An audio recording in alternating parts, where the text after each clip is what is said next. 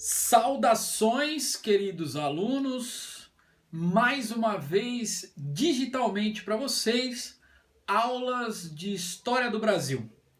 Essa, pessoal, é uma aula que a gente vai trabalhar economia e sociedade açucareira. Então ela é uma aula que vem depois de Brasil pré-colonial, tá? Para a gente entender qual foi o ciclo econômico, a estrutura social, a estrutura econômica que o Brasil, como colônia, né, construiu, beleza? Construiu sempre a mando de Portugal, tá? Então, primeira coisa que a gente precisa entender é como foi a montagem dessa empresa açucareira no Brasil. Então, por que raios Portugal escolheu o açúcar para ser plantado aqui? Por que raios essa especiaria tão valorizada na Europa foi plantada aqui? E por que esse produto agrícola tem tanta força até os dias de hoje no Brasil, sendo uma das principais commodities que nós exportamos aí para o mundo, tá? Então, primeira coisa, vamos tentar enquadrar ali as características gerais que vai fazer com que Portugal fale, o açúcar é o melhor produto mesmo para a gente vender. Então, a primeira característica, Portugal já tinha uma experiência anterior de plantio de cana-de-açúcar nas ilhas do litoral africano. Então vocês vão se lembrar, né, que durante o périplo africano, que acontece desde o século XV, né, as grandes navegações, os portugueses passaram a ocupar esse litoral africano e estabelecer ali relações de comércio. E conjuntamente com essa ocupação do litoral africano, também foi possível ocupar as ilhas do Oceano Atlântico que ficavam próximo ao litoral africano. E aí eles tiveram experiências de produção. Como vocês sabem, nós estamos vivendo um mercantilismo. No mercantilismo, o mercado, a venda do produto tem um valor simbólico muito mais efetivo do que o valor produtivo, do que a produção. Então, vocês vão perceber que as ilhas, né, de Portugal, no século XV ali, eram lugares de experiência dessa produção de especiaria, porque a atenção mesmo estava voltada lá para as Índias. Então essa experiência serviu de know-how tecnológico, know-how de conhecimento agrícola, que vai servir para ser desenvolvido aqui no Brasil também. Então, esse é um ponto principal. Portugal já sabia, já tinha conhecimento da produção da cana-de-açúcar. Como vocês sabem também, a produção de cana-de-açúcar não envolve tanto desenvolvimento agrícola assim, né? É como se fosse uma praga dos matos, vamos dizer assim, a cana-de-açúcar, e em poucos meses ela já consegue se tornar altamente produtiva. Então, cerca de um ano e meio, até 2 anos, a cana-de-açúcar já está pronta para plantar. Para plantar não, para ser retirada e ser extraída dela o açúcar. Então, do plantio até o fim do ciclo aí, vai um ano e meio, chegando até 2 anos, tá? Então, essa experiência de Portugal faz com que os caras que plantem cana-de-açúcar entendem sobre o solo, eles têm um entendimento qual solo é melhor, do clima, qual época do ano é melhor para plantar, etc. Tá? Então esse é o primeiro fator. O segundo fator é a turbulência econômica da coroa portuguesa. Nós já falamos isso na aulinha de Brasil pré-colonial, né? Vocês vão se lembrar que há um declínio da lucratividade dos gêneros orientais por conta das guerras nas feitorias africanas. Então, como esse custo das grandes navegações, né, da compra dessas especiarias orientais começou a aumentar muito, né, Portugal começa a pensar algumas outras maneiras de tentar ter essa especiaria para continuar a venda. E essa segunda maneira de continuar conseguindo esses recursos é, obviamente, plantando essa cana-de-açúcar de forma mais comercial possível, vamos dizer assim, não só em ilhas, mas em grandes latifúndios aqui no Brasil. Tá? Então, essa turbulência, esse tremor da estrutura de compra e venda de especiarias das Índias vai fazer com que Portugal se atente a novas formas de produção de riqueza. Beleza? Esse declínio, pessoal, ele também é um declínio que envolve o cofre português como um todo. E se ele envolve o cofre português como um todo, Portugal vai tentar encontrar parceiros que possam ser os financiadores dessa instalação da empresa açucareira no Brasil. Tá? Então, o termo empresa, ele não é um termo tão moderno assim. Tá?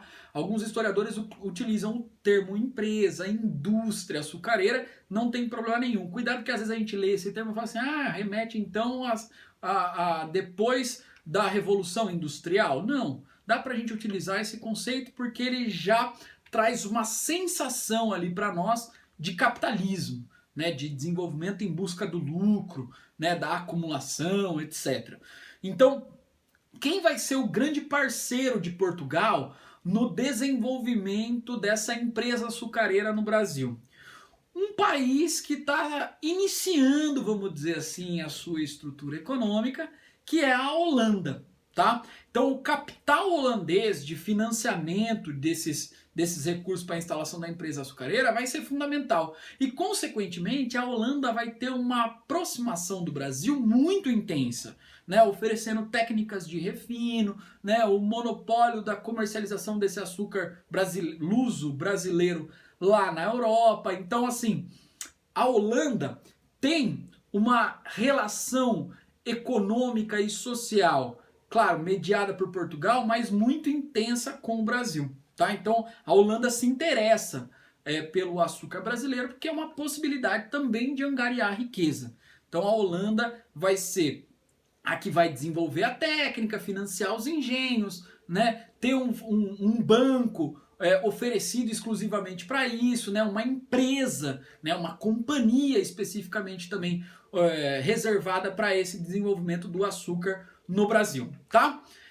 Bom, a quarta característica dessa empresa açucareira no Brasil envolve a relação com a mão de obra. Então, num primeiro momento, a mão de obra que foi utilizada nessa exploração do plantio da cana-de-açúcar no Brasil foi a mão de obra indígena. Só que o indígena, ele não estava inserido no processo mercantilista ou capitalista do trabalho, né? Então, essa relação de trabalho do indígena era um trabalho voltado para a sua própria comunidade, né? Então, como o indígena brasileiro não tinha desenvolvido império, não tinha desenvolvido Estado, então não havia exploração de uma classe sobre a outra. Então, se não há uma exploração de uma classe sobre a outra, o que isso significa?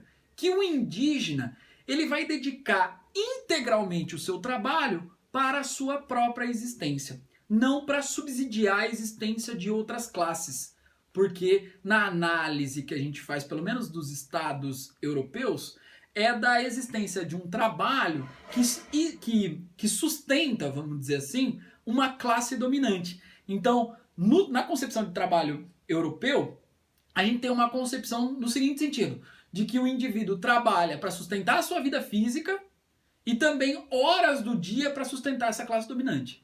Já o indígena brasileiro, né, esse indígena que mora no atual território brasileiro, não.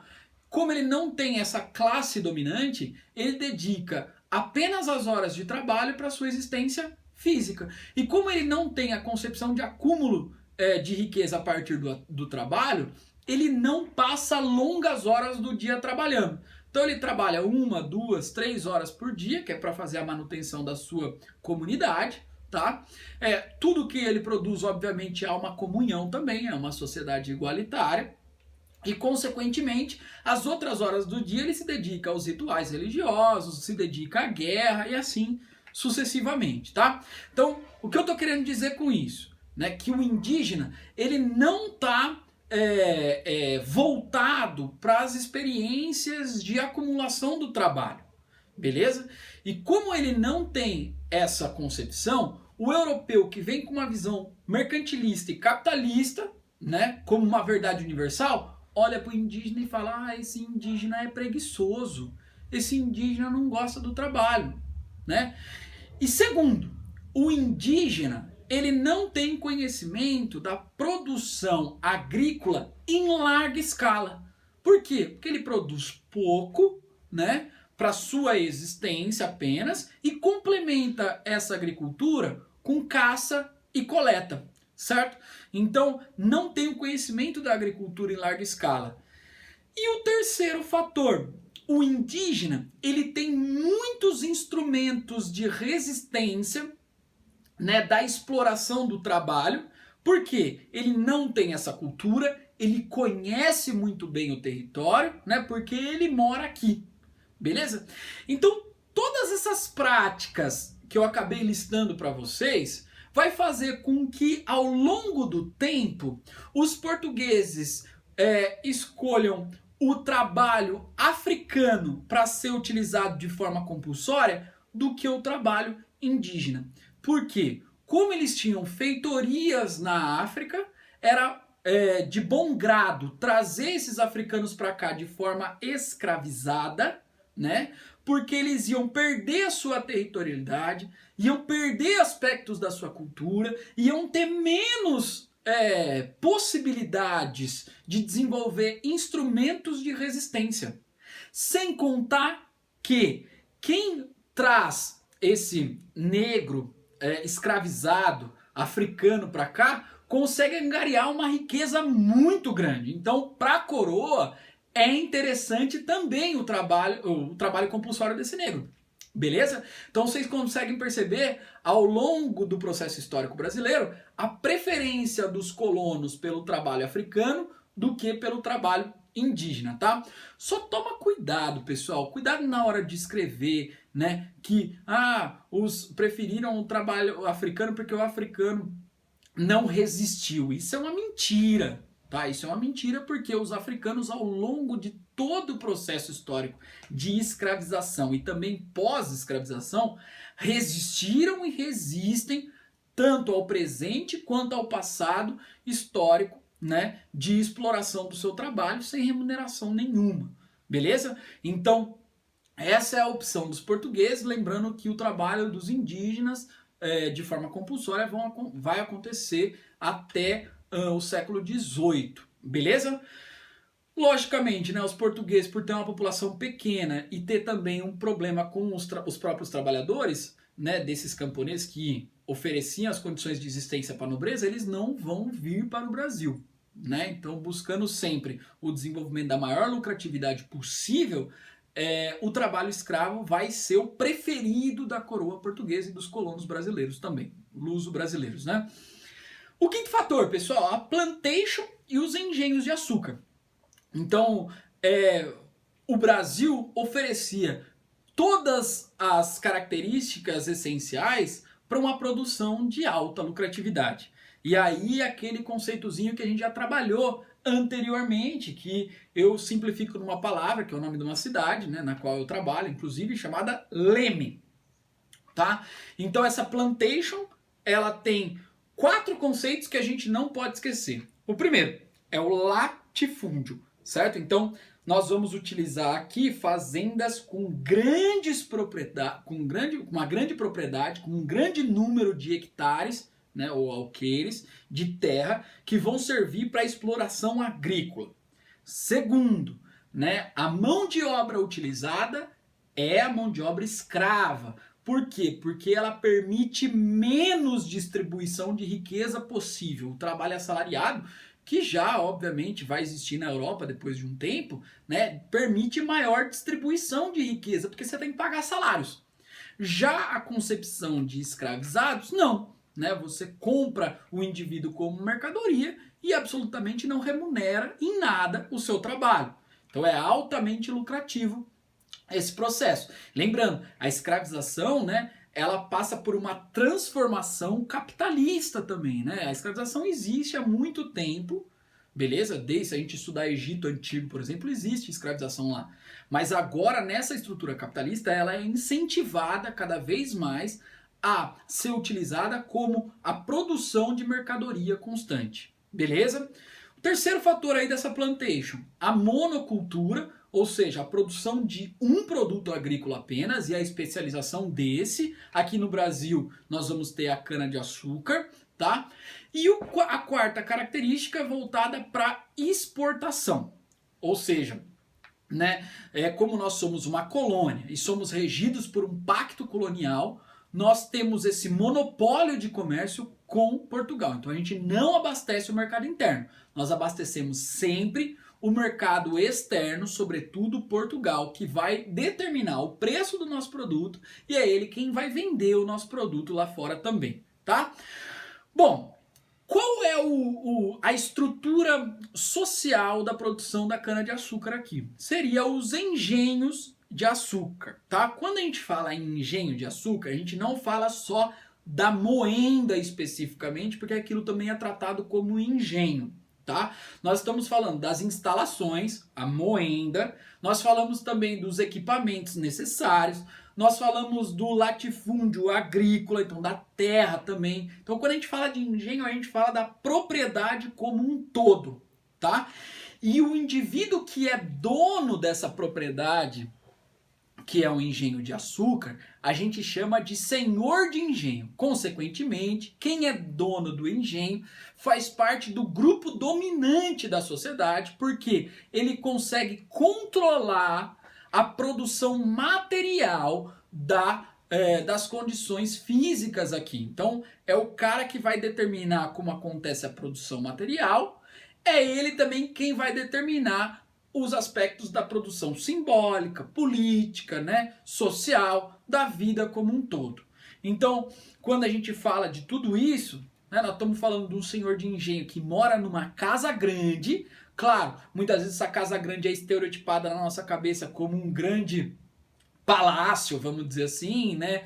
Casas grandes e tal, com cômodos gigantescos. Isso também existe no Brasil, mas também a casa grande, muitas vezes, tem concepções de construção bastante rudimentar, tá? Mas o que ela representa simbolicamente é mais importante para nós, porque é ela quem vai determinar a estrutura econômica e a estrutura política. Tá? Nós temos a senzala, que é o espaço reservado para os escravos, né? Geralmente sem autonomia, sem particularismos, então seria um espaço ali reservado para todo o coletivo, então eles moram todos juntos, eles têm que se alimentar ali, eles fazem as suas necessidades ali, moram homens, mulheres das mais variadas famílias ali, muitas vezes eles são incentivados para ter as suas práticas culturais ali também. Por quê? Porque prática cultural diferentes, na verdade, causa estranhamento. Então, uma prática cultural A pode causar estranhamento para um grupo B, então pode fazer com que eles não tenham uma associação,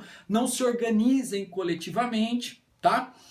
Nós também temos nesse engenho um cultivo de produtos para o consumo interno, porque você precisa pensar, o senhor de engenho precisa se alimentar, os escravos também precisam se alimentar. E esse consumo interno, basicamente, é em produtos que os senhores de engenho viram que os indígenas produziram ao longo do tempo e que foram eficientes, como a mandioca, por exemplo, tá? E a carne, né? O gado como um complemento dessa alimentação.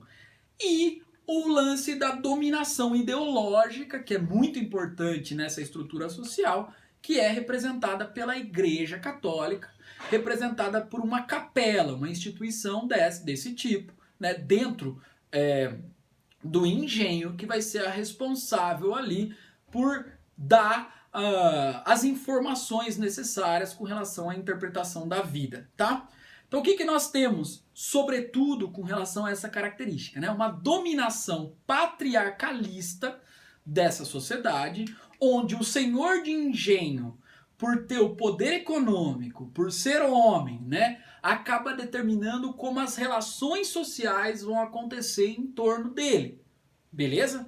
Então, o patriarca é esse indivíduo, né, pelo fato dele ser homem, né, de origem portuguesa, não necessariamente ele vai ter nascido aqui, mas tem uma origem de um sangue étnico português, vai dar ele o direito e as condições necessárias de se sobrepor a outras etnias, a outras formas de vida. Beleza? Então esse é um ponto importante que a gente deve estimular o entendimento, tá? É claro que aqui no Brasil, pessoal, estudos mais recentes vêm trazendo que muitas mulheres exerceram o papel de senhoras de engenho, tá? Muitas mulheres. Mas essas mulheres, elas eram mais exceções do que regras na construção dessa sociedade patriarcal brasileira, tá? Bom, outra característica, nossa sexta, nós temos aí a produtividade sendo iniciada pelo Martim Afonso de Souza, primeiro em 1530 em São Vicente, tá? Mas depois, conforme o tempo histórico vai passando, o lugar de desenvolvimento dessa cana-de-açúcar mesmo, de forma capitalista, é em Pernambuco, tá? Pernambuco e Recôncavo Baiano.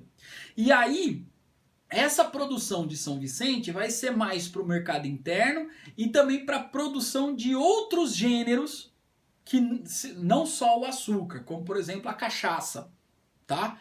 E o Recôncavo Baiano e Pernambuco voltaram para a produção capitalista. Por quê?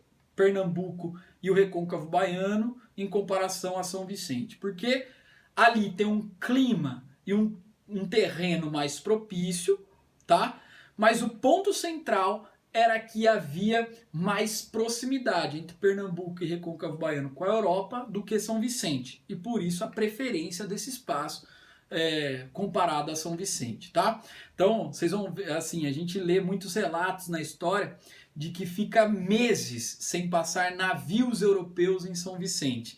Então, como não passa muito navio e não tem essa possibilidade de fazer a troca comercial de forma muito constante, os caras aqui, né, nessa região começam a pensar formas alternativas de sobrevivência, né? Por isso que vai ficar alocado ali a Pernambuco, essa região de exploração capitalista. Beleza? O núcleo fundamental da colonização, então, vai ser Pernambuco. Tá? É por isso, é interessante a gente lembrar, né, que Pernambuco, sendo esse núcleo de desenvolvimento econômico do Brasil, vai ser palco também de grandes revoltas aqui, né, de revoltas que muitas vezes pregaram a separação do Brasil. Tá? Então, vira e mexe, o seu professor de história vai dizer para vocês aí que Pernambuco foi palco de uma revolta. Por quê? Porque aqui nós somos a primeira... Pernambuco é a primeira região a desenvolver uma estrutura enraizada de sociedade mesmo, tá? Bom, vamos lá então desenvolvendo mais características dessa economia açucareira brasileira, né?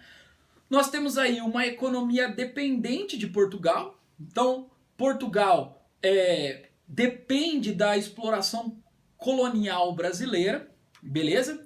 E como a Espanha encontrou na região da América impérios que já tinham a exploração de metais preciosos, muitos metais preciosos começaram a ir para esse território e esse território começou a distribuir essa riqueza comprando produtos porque a Espanha não tinha desenvolvido um território manufatureiro, vamos dizer assim. Então a Espanha preferia comprar esses produtos porque chegava muitos metais preciosos, né? E consequentemente o açúcar brasileiro, que demandava muito trabalho, né, e que era muito caro, passou a ter mercado por conta dessa enchente de metais preciosos que a Espanha fazia no mercado europeu, tá?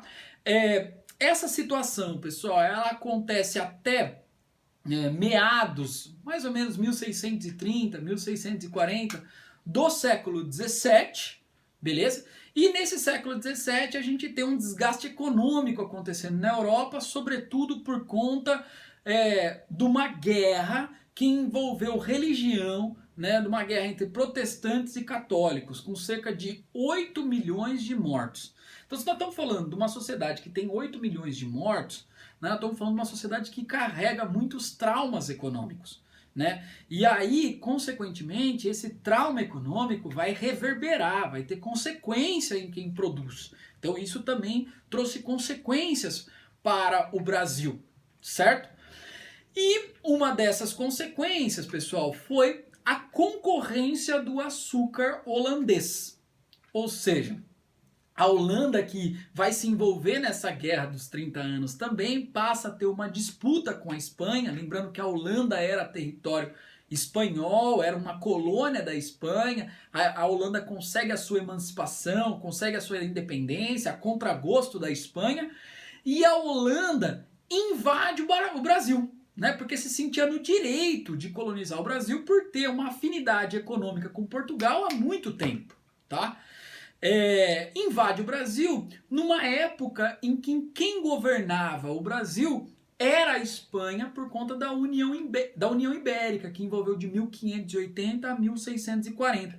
Nós vamos falar um pouquinho mais sobre esse assunto no futuro, mas só para vocês terem noção, então esse ciclo econômico pujante do açúcar brasileiro, ele vai até basicamente metade do século XVII por conta desses conflitos regionais e europeus que acabam influenciando a produção brasileira, tá? E nós vamos também ter aqui atividades paralelas, que é fruto da nossa próxima aula. Nós vamos estudar um pouquinho isso depois também. E quais são essas atividades paralelas? O gado, né, que serve de alimentação, tração e transporte. Tração para mover a moenda junto com o trabalho escravo. Alimentação por conta da carne, né, do transporte por conta do carregamento, sobretudo do açúcar, e também do couro, beleza? Que a gente vai ver na produção de couro para produção, de certa forma, de algum vestuário aqui no Brasil, né, etc. Então, o gado é um ponto. O segundo ponto, a agricultura de subsistência. Nós vamos ter, então, uma agricultura de subsistência, sobretudo em São Vicente, vocês vão perceber isso, mas também dentro dos próprios engenhos de Pernambuco, como o milho, como a mandioca, né, que serve de base de alimentação desse povo.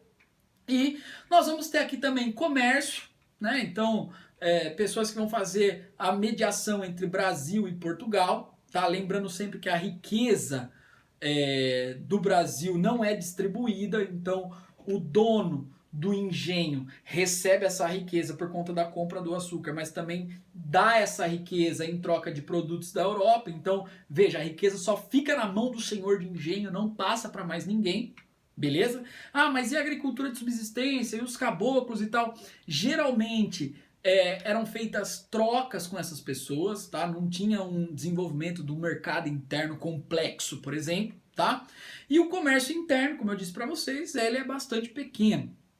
Tudo bem? Então são essas características que a gente viu ao longo do desenvolvimento aqui da montagem da empresa açucareira que vai fazer com que a gente tenha esse território propício para a produção agrícola, tá?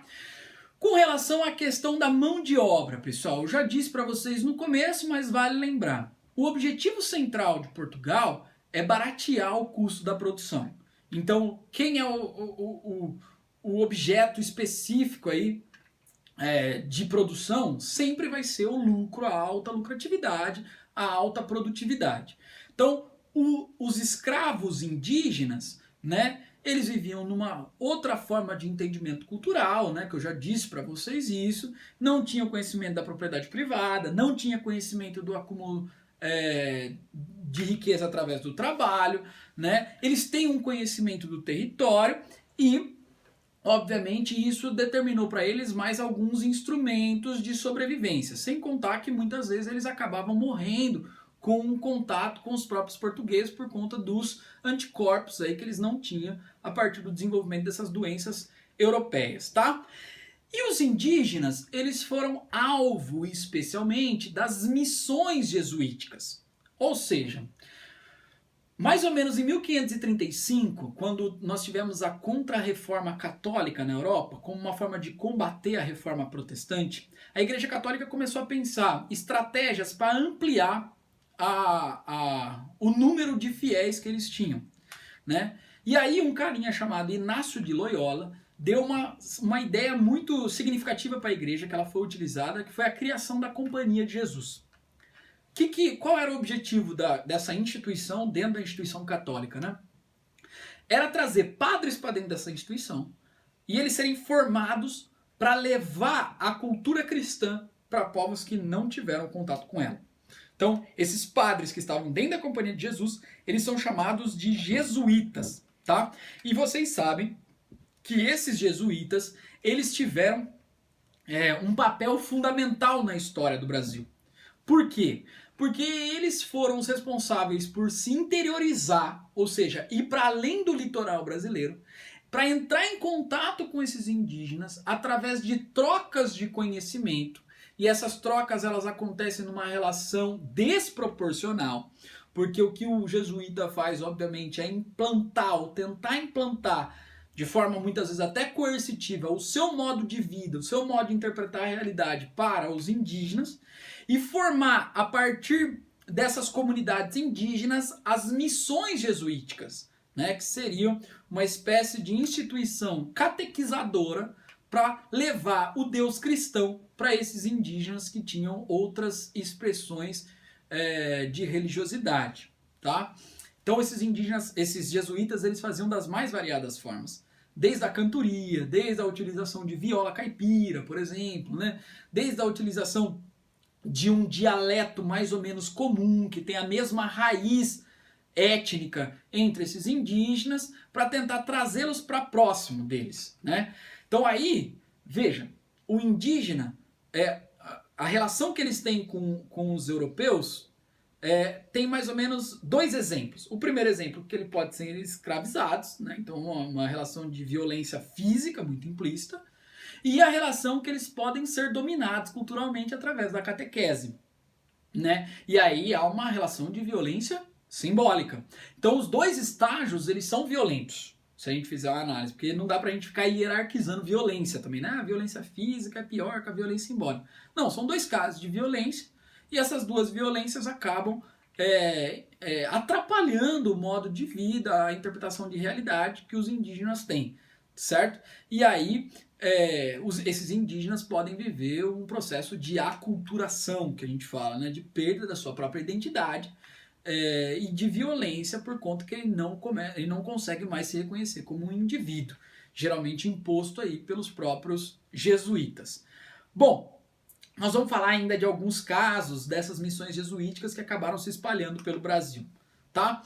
E os escravos africanos, né, pessoal, que tem objetivo claro aí de já sendo viabilizado como mercadoria desde o século XV, era um aspecto de muita lucratividade, né? Os africanos conheciam a agricultura em larga escala, diferentemente dos indígenas brasileiros, né? Eles já tinham a mercantilização como um aspecto do seu dia a dia, muitas vezes, tá? Não significa que sempre isso ia acontecer, mas muitas vezes sim, por conta do contato europeu desde 1415 na África, tá? E esse lance de tratar o escravo nem como gente, né? Esses seres humanos europeus, esses portugueses, esses colonos, tratavam mesmo os africanos como uma mercadoria e, consequentemente, possibilitava a desumanização dos mesmos, certo? E quando você desumaniza e desloca esse indivíduo do território, ele tem pouco instrumento para humanizar, para se humanizar. Então, todos esses instrumentos que ele utiliza para se humanizar, então, por exemplo, a religiosidade que ele tem lá na África serve para se humanizar, né? Uma música, uma sonoridade, né? Então, aspectos voltados para sua vestimenta, para sua cultura específica, tudo isso pode ser um aspecto de resistência à escravidão, né? Então, esses africanos, desde quando são escravizados por esses colonos portugueses, desde sempre eles também resistem a esse processo, né? Eles resistem através da cultura, eles podem resistir também através de processos que também são reações de oprimidos, como, por exemplo, o boicote à produção, então fazer um corpo mole na produção. Pode ser também, inclusive, numa violência frente a frente com o português, que isso acontecia também, de tentar um atentado contra o colono, contra o senhor de engenho, até o próprio suicídio, que era uma forma de resistência também, já que ele é tratado como mercadoria, né? É uma forma de ter perdas para essa lucratividade do engenho, beleza? Então, nesse cenário, os africanos, eles resistiram tanto quanto os indígenas no Brasil contra a escravização dos seus corpos e do seu trabalho, beleza? E essa escravização do trabalho já garante ali, especificamente, a alienação também, né? Bom, e por fim, pessoal, nós temos aí aspectos da sociedade colonial que a gente diz como um todo aqui, que deve ser sistematizado nesse slide. Ou seja, a vida social, a vida política está vinculado à unidade produtora. E qual é a unidade produtora? O engenho. Então, todas as nossas aulas de política e cultura no futuro vão ser baseadas no aspecto econômico, que é o aspecto do engenho. A sociedade é uma sociedade rural, que é baseado num pilar fundamental, que é o latifúndio, a escravização do indivíduo, tá? E o patriarcalismo. O domínio está sendo regido aí por um grupo específico, que são os donos de terra. Então esse grupo dominante, eles têm privilégios, logo a gente chama de um domínio aristocrático, tá? E esses homens livres que nós temos na sociedade, repare, existe homens livres nessa sociedade, tá? Que seria, por exemplo, um pequeno agricultor, um pequeno caboclo, o cara que é o mecânico do moinho, da moenda, né? Um produtor agrícola que às vezes ajuda ali na plantação de cana. Então tem uma sociedade de homens livres, né? Mas essa sociedade ela vive numa relação de dependência muito grande com a aristocracia rural, tá? Então quando a gente fala na sociedade brasileira dessa época, na sociedade do açúcar, por exemplo, nós temos que pensar que essa sociedade ela tem uma camada de homens livres. Cuidado que isso aí pode ser uma pegadinha no vestibular, porque às vezes a gente tem o entendimento de que essa sociedade só é dividida em dois grupos, o grupo da aristocracia e o grupo dos escravizados. Mas não, a gente tem um terceiro grupo aí que está no meio desses dois, que são esses homens livres, tá? E que acabam tendo a possibilidade de certa liberdade, mas que vive num vínculo de dependência muito grande do senhor de engenho, tá? Os escravos aí são os produtores das mercadorias e uma baixíssima possibilidade de ascensão social. Ou seja, como não tem distribuição de riqueza, como não tem movimentação do mercado interno e como os instrumentos de defesa dos escravizados são muito pequenos, eles não conseguem destruir, romper ou superar a classe que está. Tá? E aí a gente chama essa sociedade uma sociedade que tem pouca mobilidade social, porque a herança é muito importante, né? Então veja, valores fundamentais da sociedade no passado ainda são revigorantes no nosso presente, beleza? E essas atividades todas elas são controladas pela aristocracia, porque é a interpretação de realidade de mundo dela que se dispõe. Ou seja, a interpretação de mundo da Casagrande em contraposição à senzala. Bom, meus alunos, esse foi mais um vídeo, mais uma aula, tá? Da sociedade colonial e também da sociedade açucareira colonial e também da economia açucareira colonial que o Brasil viveu, sobretudo no século XVI e no século XVII, tá? Nas nossas próximas aulas nós falaremos aí sobre a estrutura política, os mecanismos de administração e espero que vocês tenham aguentado firme aí nesses praticamente 40 minutos de vídeo. Beleza? Um abraço, gente, valeu, mantenham-se estudando. Um abraço.